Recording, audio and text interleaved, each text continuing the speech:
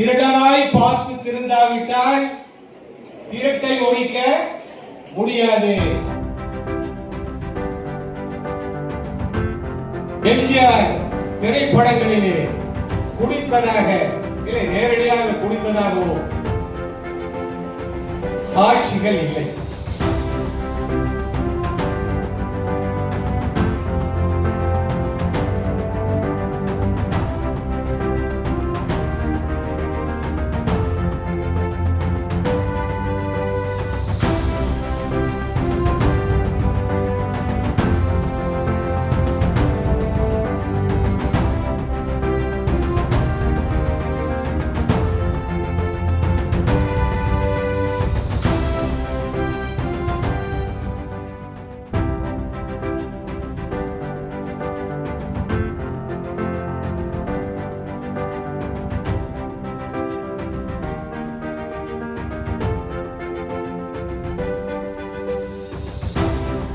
திருடனாய் பார்த்து திருந்தாவிட்டால் திருட்டை ஒழிக்க முடியாது.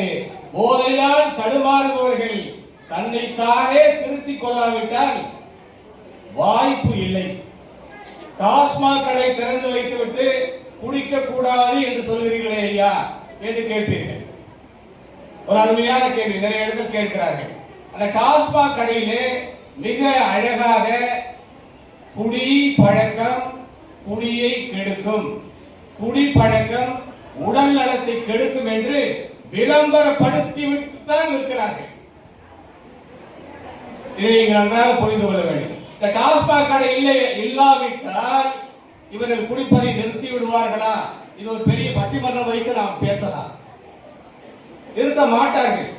குடிப்பழக்கம் உள்ளவர்கள் தன்னை தானே திருத்திக் கொள்ளாவிட்டால் அவர் எங்காவது காட்டுல ஏதோ காட்டுக்குள்ள நாங்கெல்லாம் பார்த்திருக்கோம்.